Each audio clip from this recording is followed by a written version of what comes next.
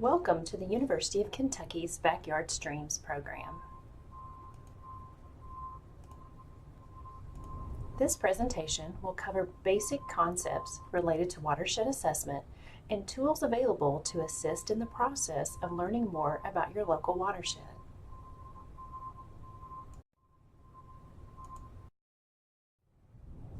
Watershed assessment is the first step in taking a small water quality improvement idea to a larger watershed level scale. The basic steps in watershed assessment are first identifying your watershed or project area of interest. Next, identify potential stakeholders and project partners. Once partners are gathered, you can begin the work of characterizing the watershed.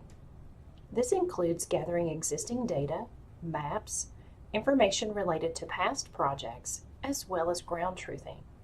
Once that information is gathered, you can start to determine the feasibility of doing a project and any constraints you may face.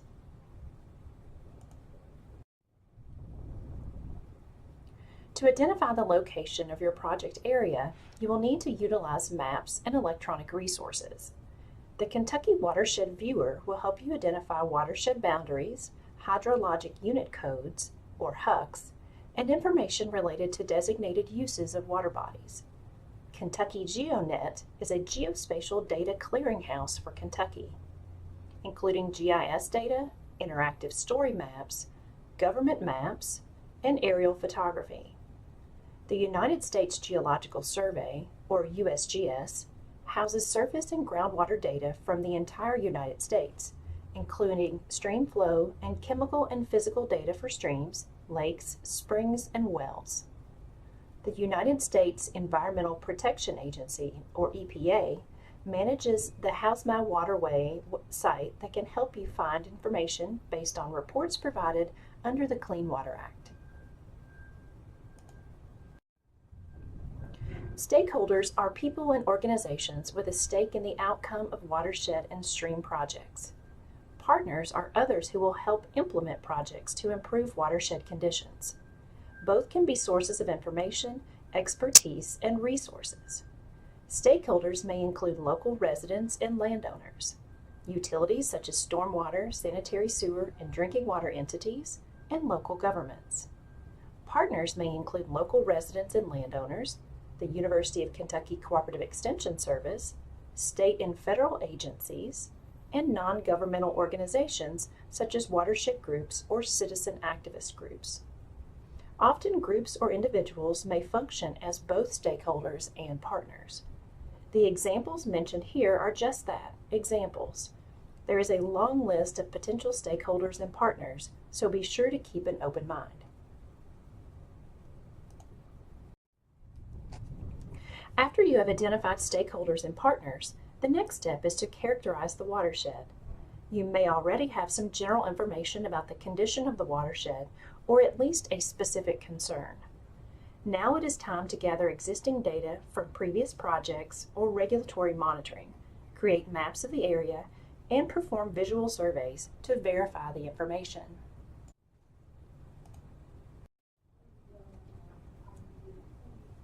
Gathering existing data may be a bit overwhelming at first, but remember to take it one step at a time. A good place to start is with water quality data. The Kentucky Water Maps portal is a service of the Kentucky Division of Water that contains multiple mapping applications with data compiled from various sources. Data includes watershed hydrologic unit codes, or HUCs, watershed size, outstanding state resource water and TMDL designations, and water health status. It is important to determine if your water body has impairments, as well as information related to those impairments. The Kentucky Division of Water compiles water quality monitoring data every 2 years into an integrated report to Congress on the condition of water resources in Kentucky.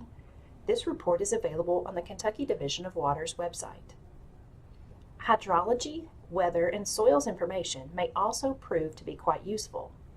Hydrologic information is available from the Kentucky Geological Survey, as well as the USGS.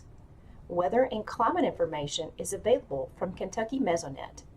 Soils information can be found from the Natural Resources Conservation Service via the Web Soil Survey.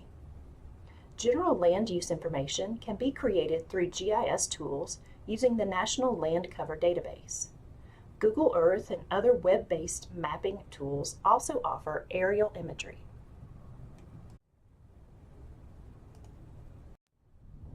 Maps are excellent tools for displaying and organizing information. The old adage of "a picture is worth 1,000 words" rings true when you need to communicate about watershed data, land use, and boundaries. GIS tools offer many options in terms of layers of existing data available, but the software can be expensive and challenging to a novice user.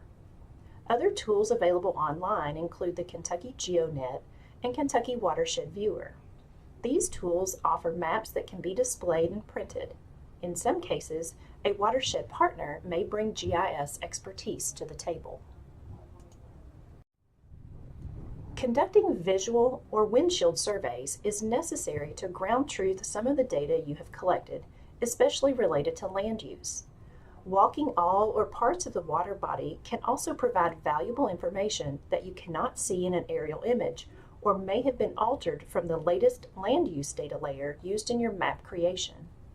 Ground truthing also offers an opportunity to interact with nearby residents and landowners.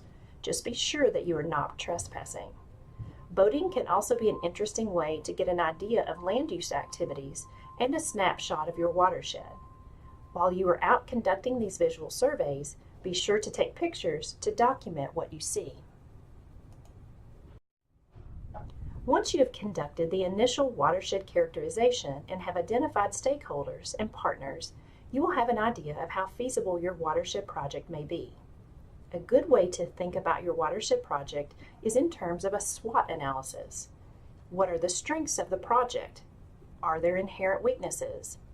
What opportunities exist? Are there threats to moving forward?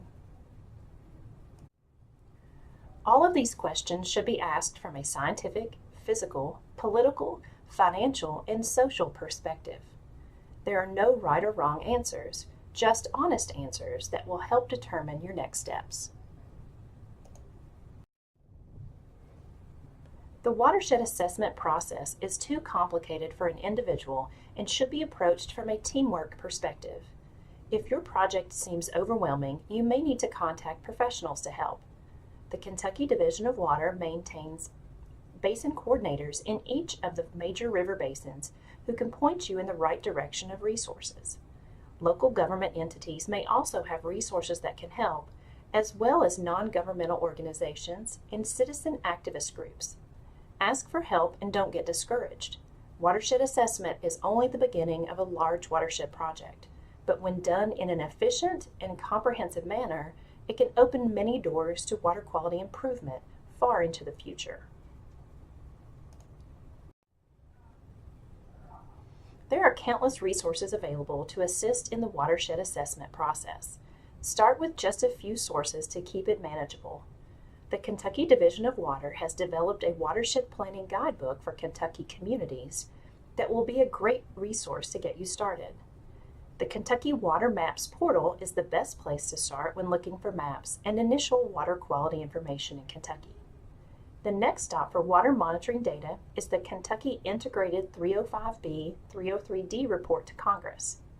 Just a warning, this report is comprehensive and can be a bit overwhelming, but it will give you a better idea of the types of data that may be available for your watershed of interest. Thank you for completing this webinar on Watershed Assessment 101. To learn more about watershed assessment, check out the publications and additional information sections.